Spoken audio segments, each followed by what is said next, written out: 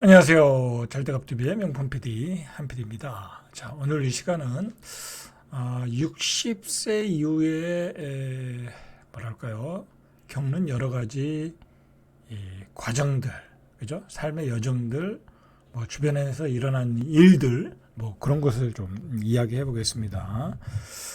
굉장히 뜻깊은 의미 있는 방송이 될 거예요. 나름대로 최근에 고민도 많이 했고, 생각도 많이 정리했고, 이걸 어떻게 찍어야 될까 고민을 많이 하고 지금 방송을 하는 거거든요.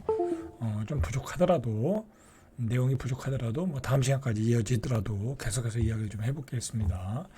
제가 5월 달이 생일이니까, 5월 달이 되면 이제 60세가 되는 거예요. 이제, 자, 60세의 의미는 뭐예요? 은퇴죠, 은퇴. 모든 게 정상적으로 가면 은퇴, 그 다음에 국민연금도 이제 끝나는 거고, 그죠? 불입이 끝나는 거고, 그리고 5년 후에, 저는 이제 5년 후에 연금을 받는 거고, 그렇죠? 그러니까 60세 이후에 은퇴하시는 분들은 굉장히 고민이 많겠죠, 그죠?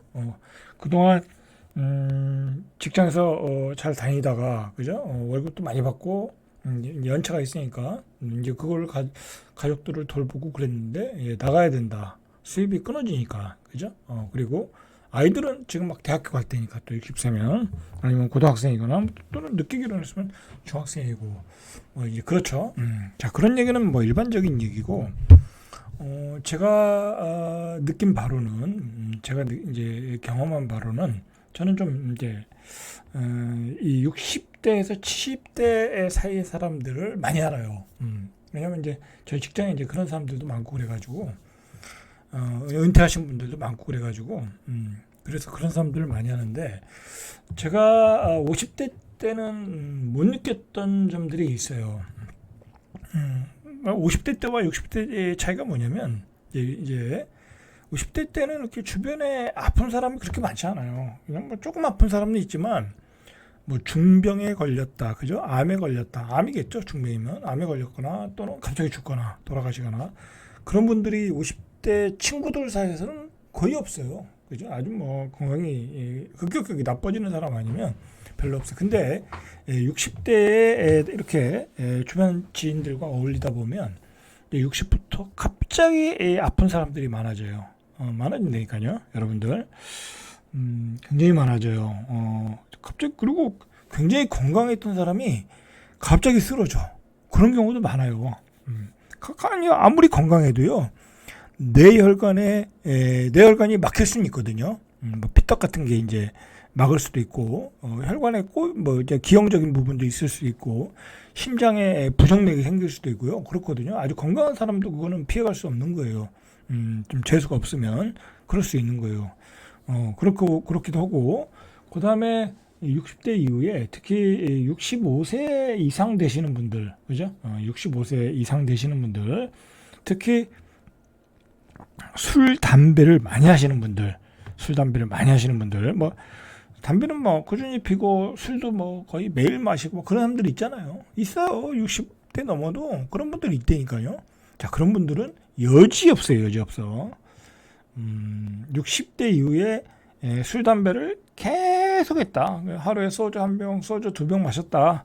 뭐 그거는 10종 한 69, 59, 69, 79, 뭐 확률은 제가 잘 뭐 퍼센테이지는 모르겠지만 암에 걸릴 확률이 많아요. 물론 뭐 운동도 많이 하고 건강진단도 주기적으로 하고 뭐 그러시면 상관은 없어요. 상관은 없는데 그렇지 않다면 암에 걸릴 확률이 많더라. 그래서 주변에 이제 제가 그런 걸 많이 보고서 말씀을 드리는 거예요. 말씀을 드리는 거예요. 그래서 근데요, 여러분들이 좀 생각을 하셔야 될 게 뭐냐면 뭐 제가 뭐 암 걸리신 분들을 뭐 어떻게 치료하고 어떻게 극복하고 그건 잘 모르겠는데 제가 옆에서 보는 바에 의하면 뭐 저희 형님도 사실은 저희 형이죠. 친형도 돌아가셨어요. 암으로. 얼마 전에 암으로 돌아가셨어요. 이른 나이에 돌아가셨어요. 66세에 돌아가셨어요. 뭐 특별히 뭐 엄청나게 술을 많이 마신 건 아닌데 담배는 많이 피셨고 좀 뭐 생활이 불규칙했던 점들이 있고 여러 가지 원인이 있었는데 어쨌든 굉장히 돌아가시는 분들이 많더라는 거예요. 많더라. 뭐 이제 그런 얘기고요. 그래서 여러분들이 좀 해야 될 게 뭐냐면 제가 생각하기에는 60세 이후에는 먹고 사는 문제도 중요하죠. 그죠? 먹고 사는 문제도 중요한 거예요. 뭐 노후를 어떻게 은퇴하고 뭐 어떤 직장을 다시 갖고 오는 것도 굉장히 중요한 일이고요. 당연한 거고요. 그건 뭐 우리가 뭐 따로 얘기할 수 있는 부분이고 저는 이제 건강과 행복 뭐 그런 거에 대해서 이제 이야기를 이번 시간에 하려고 하는 거니까 건강을 챙겨야 된다. 60세 이후에 건강을 챙겨야 된다. 뭐 그런 부분을 꼭 말씀드리고 싶어요. 60세 이후에 여지 없더라니까요. 60세 이후에 주변에 떠나시는 분들이 너무 많아요. 그리고 아까 말했듯이 암 치료를 하는데요. 뭐 일단 암에 걸렸어. 뭐 초기암은 상관없어요. 초기암은 뭐 이렇게 방사선 치료만 한다고 하면 그건 상관은 없는 것 같아요. 그런 건 잘 뭐 크게 어렵진 않더라고요. 그래서 잘 극복하시는데 항암 치료 단계에 들어가면 이게 60세 이후에 쉽지가 않더라고요. 생각보다. 그래서 제가 주변에 항암 치료하고 하다가 너무 힘들어가지고 포기하시는 분들을 종종 봤어요. 그 포기하면 어떻게 되겠어요? 그냥 죽는 거예요. 이 전이 돼가지고 죽는 거야 다른 데로. 근데 그냥 놔버리는 거예요. 너무 힘드니까. 저 형도 그랬어요, 사실은. 뭐 저 형도 최선을 다했지만 마지막에는 너무 힘들어가지고 그냥 손을 놔버리더라고요. 힘든 거죠. 그러니까 암 뭐 서너 개 걸리시는 분들 있잖아요. 뭐 이 안 걸렸다, 저 안 걸렸다, 막 이렇게 전이 돼가지고 그 수술해서 막 극복해서 한 20년 이상 사시는 분들 있죠. 10년, 15년, 20년 사시는 분들 있죠. 그런 분들은 초인인 것 같아요. 제가 보니까 그런 분들은 초인이다. 어쨌든 생각보다 그냥 뭐 남들 암에 걸리면은 잘 극복하고 사는가 보다는데 그게 아니더라고요. 항암 치료 단계가 굉장히 힘들다. 그렇다면 우리가 해야 될 일이 뭐예요? 암에 안 걸리면 되는 거잖아요. 그죠? 안 걸릴 수 없죠. 그거는 안 걸릴 수는 없는 건데 최선을 다해서 건강 관리를 해야 될 필요가 있더라라는 거예요. 왜냐하면 암에 걸리면 고생을 더 하더라. 그럴 바에는 최소한 안 걸리도록 노력해야 된다. 발암 물질이 그런 이 발암 물질이 많은 그런 식품들 안 먹고 술 담배 끊으시고 그다음에 운동 철저하게 하시고 그리고 무엇보다도 스트레스 받지 마시고 절대 스트레스 받으면요 제가 주변에서 보면 우리 친척도 그렇고 주변에서 보면 빨리 이 짧은 인생을 사시는 분들이 그러니까 짧은 삶을 사시는 분들의 특징이 이제 제 경험상 보면 화가 많은 분들이 일찍 죽어.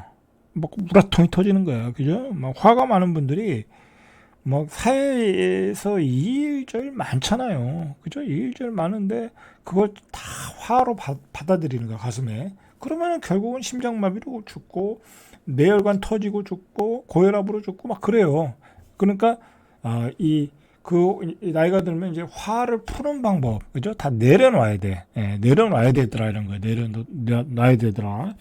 저도 좀 화가 많은 편이거든요. 굉장히 많은 편인데 저는 이제 차츰 다 내려놓고 있어요. 지금 많이 내려놨어요. 앞으로도 그럴 거예요. 이제 누구한테도 화를 낼 필요가 없겠다. 그죠? 화가 날 일 있으면 화를 낼 필요가 없다. 그죠? 그 화를 안 내는 방법이 뭐겠어요? 상대방을 이해하면 되더라고요. 왜 저 사람이 저렇게 반응을 하지? 이해를 하면 돼. 근데 그 사람이 그렇게 화를 내고 상대방이 낼 땐 다 이유가 있는 거예요. 그냥 내겠어요? 그죠? 이 사람이 나를 우습게 봐서 이 화를 내는 것도 아니고 나한테 화가 나서 난 것도 아니고 그 사람의 성격일 수도 있고 그죠? 그리고 뭐 이상한 사람도 있지만 어떤 두 사람 간의 문제상에서 그런 때는 그걸 이제 풀어주는 방법으로 그 사람의 나도 화를 줄이고 그죠? 그러면서 살아야 되겠다 그런 거고요. 그 다음에 역시 건강 관리는 저도 이제 철저하게 하는 편인데 역시 검사를 많이 받아야 된다. 그죠? 검사를 많이 받아야 된다. 요즘은요, 그러니까 60 때 넣으면 어디서 문제가 발생될지 몰라요. 뭐 예를 들어 어디에서 염증이 생길지 모르고 담석이 생겨서 또 뭐 그게 문제가 될 수도 있고, 예, 그렇다. 그러니까 최소한의 국민건강보험에서는 건강검진은 당연한 거고요. 그 다음에 제가 이제 제 경험상 얘기하는 거예요. 초음파 검사, 그죠? 초음파 검사 해야 돼요. 왜냐면 여기 뭐 이제 이 췌장 쪽이나 쓸개 쪽이나 담낭 쪽에 또 문제가 있을 수 있잖아요. 여기도 해야 되고, 그 다음에 1년에 한 번씩 뭐 여기 뭐 목 주위에 뭐 경맥이라고 그러나요? 거기도 한번 초음파해서 뇌혈관 쪽으로 이게 잘 흐르나 피가, 그래서 이제 뭐 이제 뇌혈관이 막힐 수 있으니까 그 다음에 심장 쪽에, 그죠? 가능은 해야 된다. 그런 것들 철저하게 해야 된다. 그리고 이제 피 검사를 통해서 뭐 고혈압, 뭐 이제 그다음에 당뇨, 그다음에 고지혈증 뭐 그런 것도 집중적으로 관리하고요. 저는 그거 1년에 다 하거든요. 매년 다 해요. 매년. 그다음에 윤회시경, 대장내시경은 당연한 거고요. 매년 대장내시경은 매년 할 필요는 없고요. 윤회시경은 매년 하더라도 대장내시경 사람에 따라 2, 3년에 한 번씩은 꼭 저 같은 경우는 하고요. 그렇게 해야 된다. 사실은 우리가 병원에다가 돈을 내는 걸 아까우면 안 돼요. 그죠? 아까우면 안 된다. 뭐 사실은 우리가 노후에 나이가 들수록 이 기능들은 다 쇠퇴하는 거잖아요. 그죠? 그런 쇠퇴하는 것을 빨리 발견하고 방지하면서 최대한 기간을 연장시키는 게 우리가 투자할 거잖아요. 투자를 해야 되는 거잖아요. 그게 이제 병원 가는 일이고 그렇다는 거죠. 자, 이제 그런 얘기를 좀 하고 싶고요. 그 다음에 이제 60세 이후에 역시 이제는 내가 뭐 여기서 큰 자산을 더 불리겠다, 뭐 그런 생각을 하면 안 되는 것 같아요. 이제는 그냥 뭐 예를 들어 조금 좋은 집으로 옮긴다. 뭐 그게 그리고 운이 좋아서 그 집값이 오르더라. 뭐 그런 정도, 그죠? 무리하지 않는 선에서. 그리고 주식시장에 뭐 투자할 여윳돈이 있더라. 그러면 투자해서 뭐 그냥 장기 투자로 가서 거기서 뭐 돈을 벌면 차 한 대 바꾸고 애들 뭐 집 사주는데 좀 보태주고 뭐 그런 정도, 그죠? 뭐 그런 정도로 해야지. 내가 뭐 마지막 승부를 둬야 되겠다, 막 그런 거는 아닌 것 같아요. 이제 아닌 것 같아요. 이제 그런 정도로 어떤 그 자산 관리도 여러분들이 좀 조절할 필요도 있겠다. 그리고 그러니까 건강 관리, 그다음에 그 자산에 관한 관리, 그다음에 여러분들 뭐 친구들 관계는 여러분들이 알아서 하시면 돼요. 사람마다. 근데 너무 많이 만날 필요 없다. 그죠? 너무 많이 만날 필요 없어요. 내 취미 생활하는 사람들과 친하면 되지. 내 초등학교 동창, 고등학교 동창 만나러 뭐 서울 가고 지방 가고 그럴 필요 없어요. 다 부질없는 짓이에요. 그거. 다 부질없는 짓이야. 부질없는 짓이고, 내 취미 활동 속에서 사람들 만나고 같이 운동하고 뭐 등산하고 여행 가고 뭐 그런 정도로 뭐 하면서 자기 개발을 하는 게 좋지 않을까라고 생각을 해요. 마지막으로 이제 60세 이후에 우리가 그나마 정신과 체력이 건강하게 살 수 있는 나이는 20년, 그죠? 20년. 나머지는 뭐 80에 죽을 수도 있고 90에 죽을 수도 있고 100세에 죽을 수도 있지만, 아무래도 이제 활동력도 떨어지고, 그죠? 예전보다 물론 뭐 그때도 건강한 사람들이 있어요. 건강하게 관리하면 되니까. 근데 이제 평균적으로 80세 정도 되면 이제 모든 게 어느 정도 정리가 되는 단계잖아요. 그때까지 20년을 좀 밀도 있게 살아야 된다. 그죠? 시간을 막 보내지 말고 밀도 있게, 그죠? 계획적으로, 그죠? 취미면 취미, 그죠? 자기 개발이면 자기 개발, 그렇게 가족들과의 관계, 뭐 그런 것들을 통해서 밀도 있는 삶을 좀 살아야 될 것 같다라는 생각이 들어요. 마지막으로 좀 하고 싶은 말이, 제가 이제 우리 형님을 보내면서 느꼈던 점인데, 우리 아버지도 이제 한 4년 전에 돌아가시고, 이제 이번에 형님도 돌아가셨지만, 결국은 남는 게 뭐냐, 그죠? 남는 게 뭐냐. 뭐 이제 저희 아버지도 뭐 이제 뭐 가족들에게 뭐 유산도 많이 나눠줬지만, 많이는 아니지만 이제 적당히 이제 아끼고 절약해서 이제 남겨줬지만, 유산이 문제가 아니라요. 결국은 남는 건 뭐냐면 그분의 메모리, 기억이야, 기억. 그분과 아버지와 나와에 있었던 그 관계, 그죠? 그 관계가 남는 거예요. 형과 나와 있었던 관계, 형과 형수님과 형과 조카들과 있었던 관계, 그 관계가 남는 거예요. 그러면 그 관계 속에서 좋은 추억과 주고받았던 아름다운 사랑이 있으면 되는 거예요. 그죠? 그러면 슬퍼하는 거고, 그리고 그 기억이 좋은 기억으로 남아서 또 평생 가져가는 거고, 그죠? 그렇게 되는 거예요. 좋은 기억이 남아야 된다. 자, 그러려면 어떻게 되겠어요?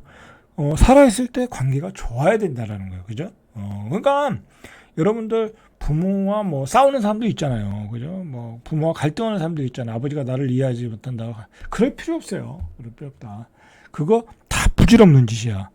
그냥 좋은 관계, 그죠? 좋은 기억들만 남기고, 그럼 좋은 기억들만 남기려면 어떻게 돼요? 내가 잘하면 되는 거죠. 그죠? 내가 잘하면 되는 거. 내가 먼저 잘하면 되는 거잖아요. 그죠? 그리고 내가, 좀 소홀히 했던 자식들도 챙겨주고, 그죠?